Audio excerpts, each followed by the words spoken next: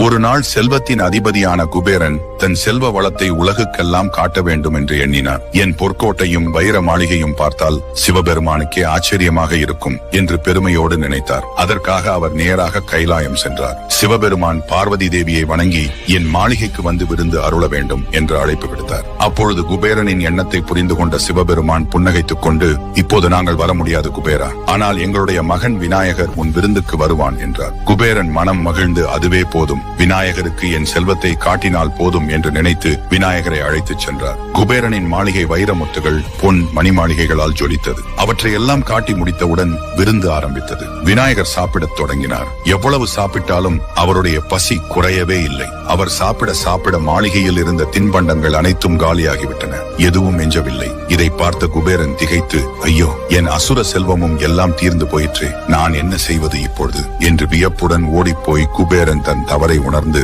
பணிவோடு சிவபெருமானிடம் மன்னிப்பு கேட்டார். அப்பொழுது சிவபெருமான், குபேரா, உன் செல்வ அகந்தைதான் உன்னை சிக்க வைத்தது. செல்வம் மட்டும் பசியை தீர்க்காது. அன்போடும் பணிவோடும் கொடுக்கும் ஒரு சிறிய கைப்பிடி உணவுதான் உண்மையான விருந்து. இதை கேட்ட குபேரன் தன் தவறை உணர்ந்து கண்கலங்கி போனார். உடனே அவர் மாளிகைக்கு சென்று எஞ்சியிருந்த சிறிது உணவை எடுத்துக்கொண்டு இந்த முறை பெருமையின்றி அன்பும் பணிவும் கலந்து கணேசனுக்கு அளித்தார். விநாயகர் அதை சாப்பிட்டதும் அவருடைய பசி தீர்ந்து விட்டது. புன்னகையுடன் விநாயகர் சொன்னார், குபேரா, இன்று என் பசியை மட்டுமல்ல உன் கர்வத்தையும் தீர்த்து விட்டாய் என்றார்.